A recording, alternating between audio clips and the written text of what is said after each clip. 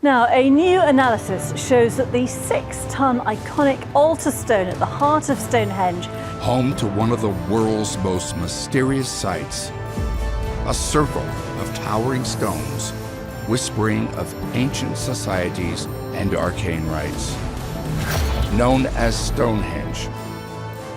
It shouldn't work. That's the unsettling part. For 5,000 years, on the quiet plains of Wiltshire, Stonehenge has stood in deliberate silence. Stonehenge, it's a site that has evolved and changed dramatically over the course of 5,000 years. Older than empires, older than most recorded history. We called it a temple, a calendar, a graveyard. But what if it was never meant to symbolize anything? What if it was designed to do something?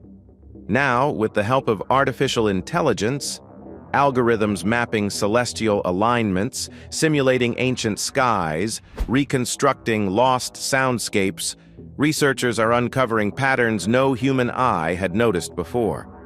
When scientists combined AI modeling with acoustic testing and geological tracing of the stone's origins, a different picture emerged, one of staggering precision, engineering, and intent. Not just a monument, but a mechanism. And the real mystery isn't why it was built. It's what happens when you stand inside it. And that's a mystery. That doesn't happen anywhere else at stone circles in the country. The acoustic machine. We need to start by forgetting what Stonehenge looks like today. The ruin you see on postcards, scattered uprights, fallen lintels, half the circle missing, that's not what the builders intended. In its completed form, Stonehenge was a continuous ring of massive sarsen stones capped by lintels, creating a roughly enclosed cylindrical space.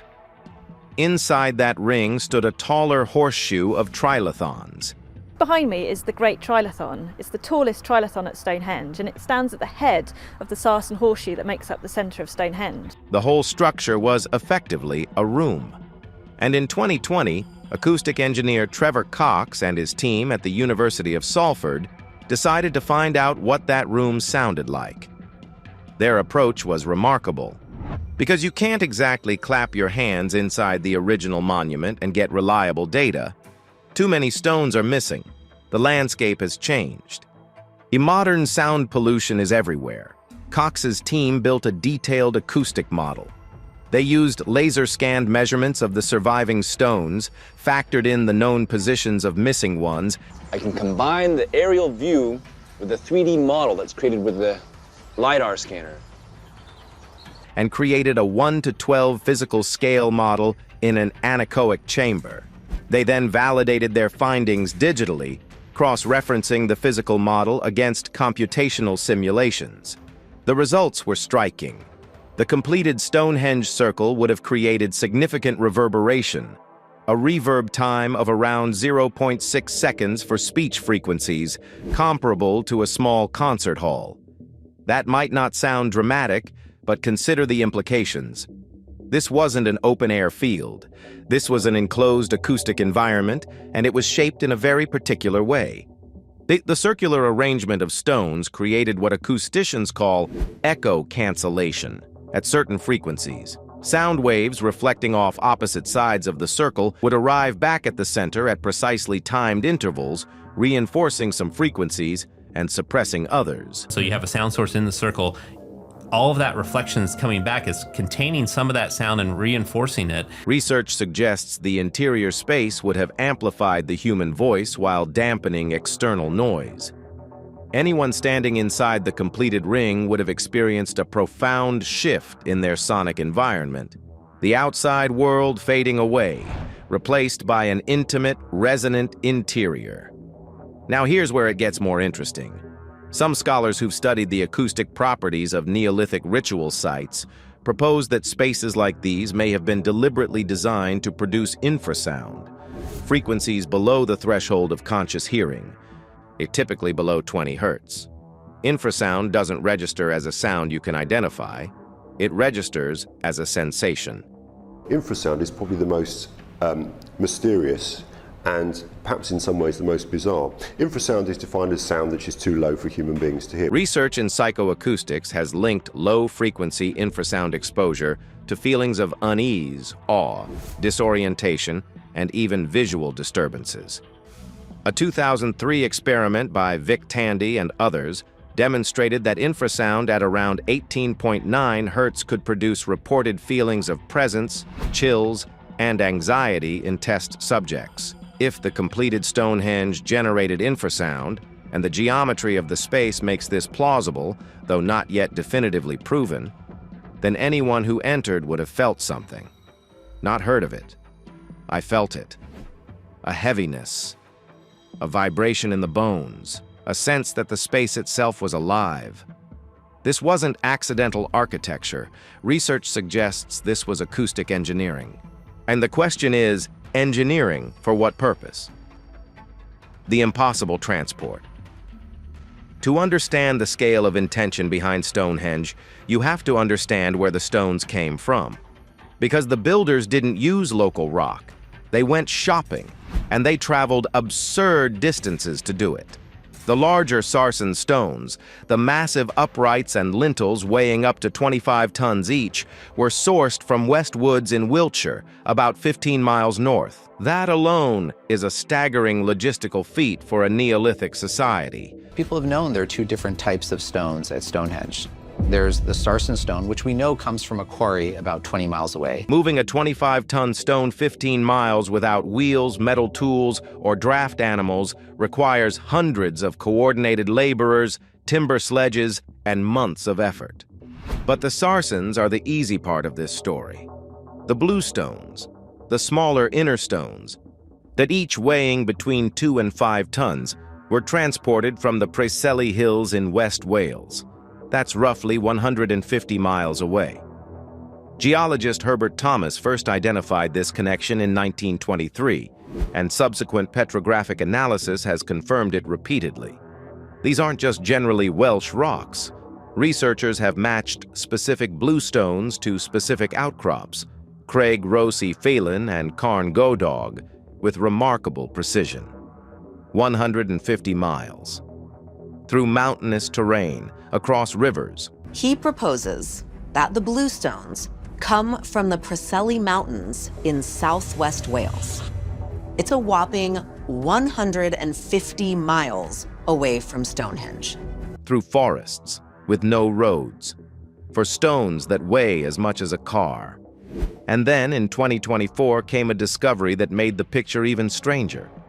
A research team led by geologists from Aberystwyth University and University College London published findings suggesting that the so-called altar stone, a large sandstone slab that sits at the heart of Stonehenge, didn't come from Wales at all. Mineral analysis indicated an origin in northeast Scotland, possibly the Orcadian Basin region.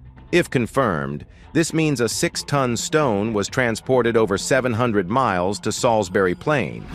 700 miles, in the Neolithic period. The marine transport theory, that the stones were moved partly by sea, loaded onto rafts or boats and carried along the coastline, has gained increasing support among researchers. It's the most logistically plausible explanation for moving multi-ton stones across such distances. But plausible doesn't mean simple. This would have required advanced knowledge of tides, currents, and coastal navigation. It would have required watercraft capable of bearing enormous loads, and it would have required coordination across vast distances between communities in Wales, Scotland, and southern England that may not have shared a common language. This is the part that should stop you. This isn't the behavior of people building a convenient local monument. This is the behavior of people executing a plan, a precise, multi-generational plan that demanded stones from specific locations, no substitutions. Whatever Stonehenge was meant to do, the builders believed it could only be done with these particular rocks. This society didn't just randomly start building at Stonehenge. They migrated there. From these particular places. Something about the material itself mattered. Engineering belief, a number that deserves more attention than it gets. Stonehenge was not built by a village. Even the careful wording from English Heritage, huge effort from hundreds of well-organized people, barely hints at the scale. The archaeological evidence points to something far larger. The Sarsen phase alone required quarrying roughly 80 massive stones from West Woods, hauling them 15 miles across open terrain, shaping them with stone tools, and raising them into precise vertical and horizontal alignments using timber frames and plant fiber ropes. That level of coordination would not have required dozens of workers. It would have required thousands, along with the logistical network to feed, house, and organize them. This wasn't a local construction project. It was closer to a national mobilization. And the proof lies just 2 miles northeast at Durrington Walls, Britain's largest henge enclosure. Excavations between 2004 and 2007 by the Stonehenge Riverside Project, led by Mike Parker Pearson of University College London, uncovered the floors of at least 7 late Neolithic houses, the first intact examples ever identified in England. The signature of those ancient homes, it's almost like a neighborhood. House after house after house. They were arranged along a ceremonial avenue leading toward a massive timber circle. Parker Pearson estimated that if the entire enclosure had been occupied, Durrington Walls could have contained up to 1,000 houses and perhaps 4,000 people, potentially the largest settlement in Northern Europe at the time. But this settlement wasn't permanent. Radiocarbon dating places its occupation within a strikingly narrow window, perhaps fewer than 45 years, possibly as little as a single decade around 2525 to 2470 BCE. People arrived. They built, they left. Durrington Walls was a construction camp. The feasting evidence is extraordinary. Archaeologists recovered more than 38,000 animal bone fragments from midden pits, representing at least 1,000 animals. Around 90% were pigs, the rest mostly cattle. Many bones still had meat attached when discarded, suggesting abundance so lavish it bordered on conspicuous display. Zoo archaeologist Lizzie Wright's analysis of pig teeth showed the animals were slaughtered at roughly 9 months old. Since pigs farrow in spring, that places the feasting squarely in midwinter, aligned with the winter solstice. But the scale expands even further when we look at where those animals came from.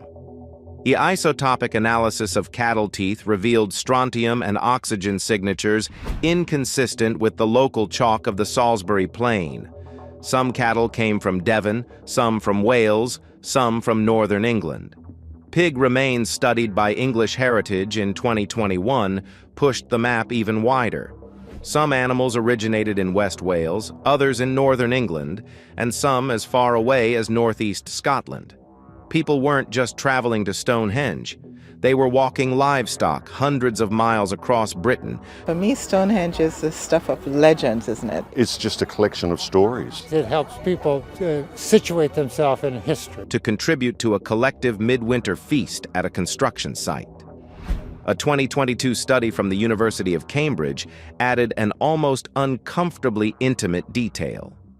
Researchers analyzed 19 preserved coprolites, fossilized feces, from Durrington Walls and identified parasitic worm eggs in both human and dog samples. And the likely cause, undercooked internal organs from infected cattle.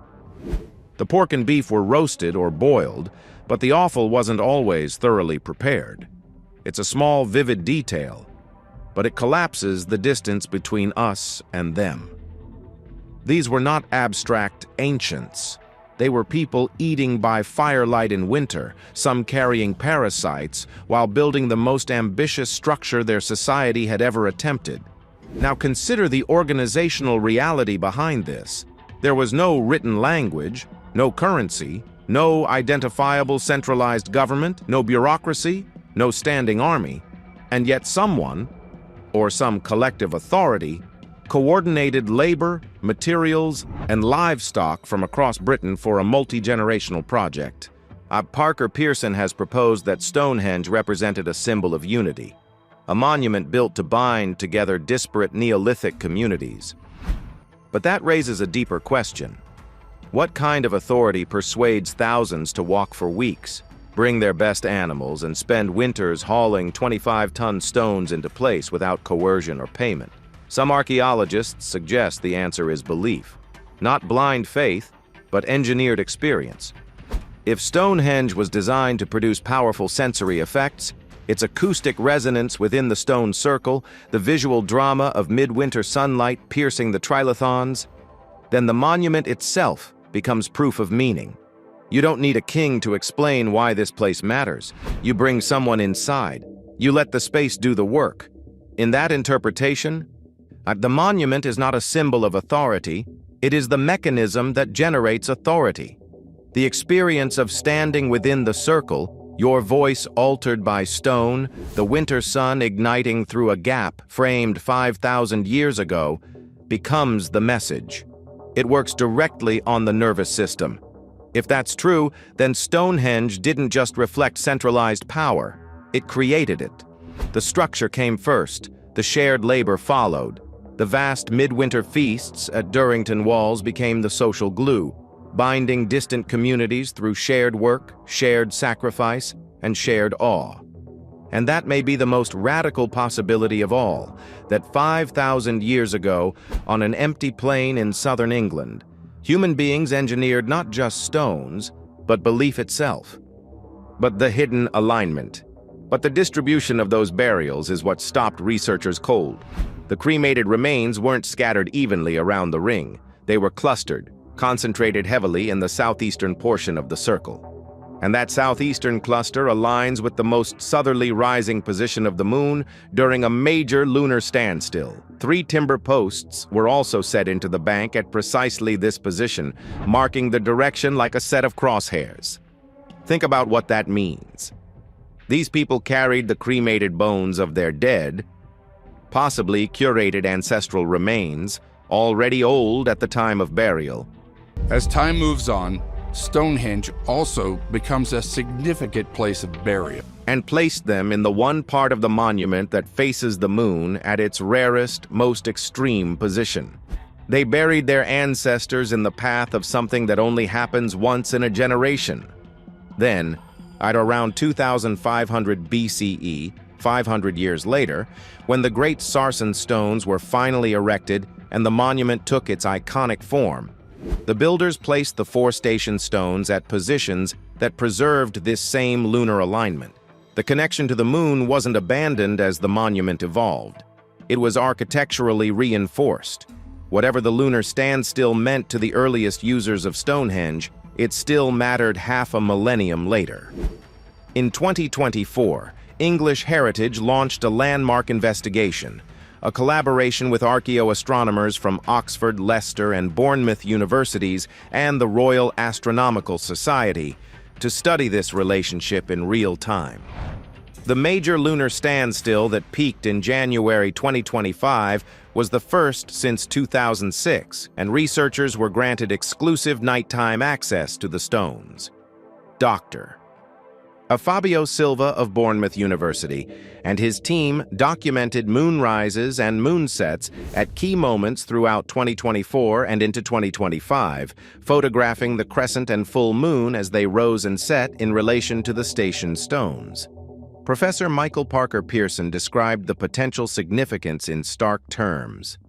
If Stonehenge is confirmed to align with both the sun and the moon, its builders may have been encoding a kind of grand unified theory, tying together solar and lunar cycles, land and ancestors, into a single monumental system.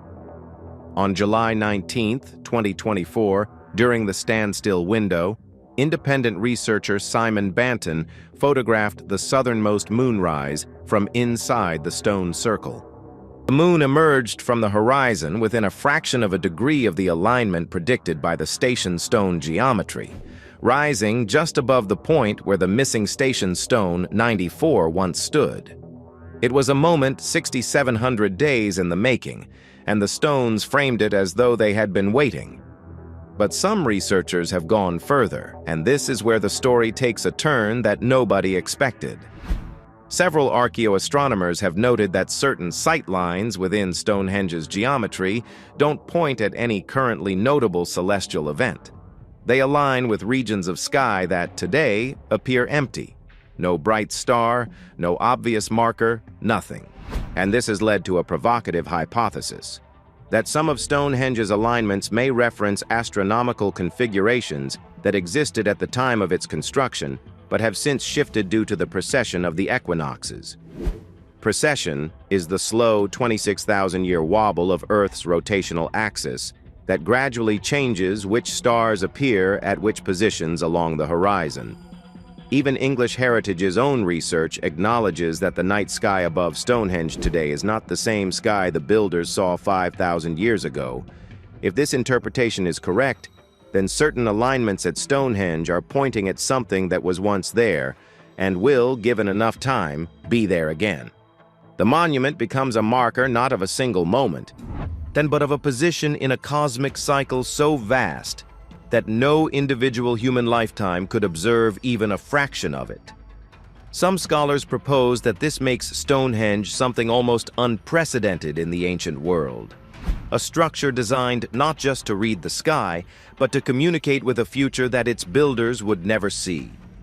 A message carved in stone and geometry, addressed to whoever might still be watching when the stars return to their original positions. The dead were buried facing the moon at its most extreme. The stones were set to frame it, and the whole structure may encode a cycle that takes 26,000 years to complete. This isn't a calendar. A calendar tells you what day it is. This tells you where you are in the life of the cosmos. The countdown. Let's put it all together.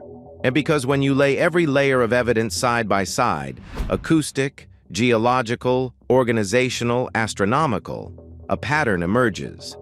And it's not the pattern we were taught to expect. The acoustic properties of the completed monument suggest a space designed to alter human perception.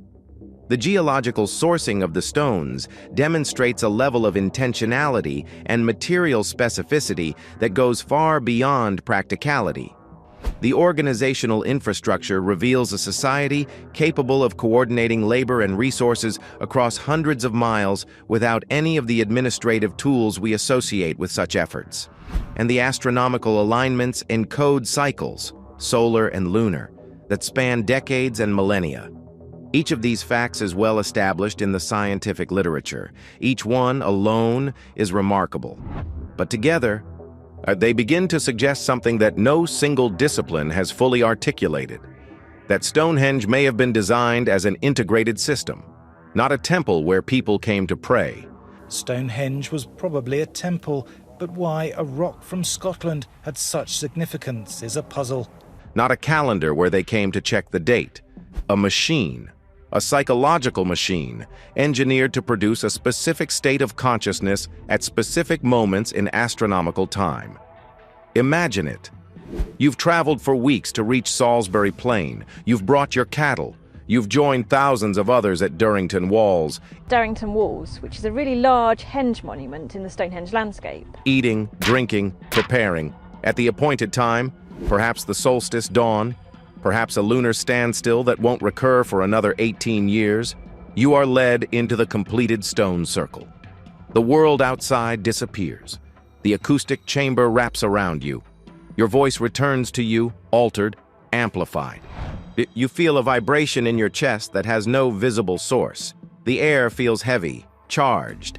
And then, as the sky lightens, a beam of light, precisely framed by the stones, strikes the interior. It hits a specific stone, maybe the altar stone, that 6-ton slab dragged from the far end of Britain. And for a few minutes, everything aligns. Sound, light, vibration, and time. You wouldn't need anyone to tell you this place was sacred. You would know it. Your body would know it. Every sensory channel, visual, auditory, tactile, would be telling you the same thing simultaneously. You are standing at the center of something real. And now consider the timescales. The solstice alignment repeats annually. The lunar standstill cycle repeats every 18.6 years. The precessional alignments shift over thousands of years. And some scholars propose that the monument functions as a kind of long-duration cosmic marker, a structure designed to remain meaningful not just for years or generations, but for millennia. A countdown, encoded in stone, that tracks Earth's position in cycles so large they dwarf human civilization.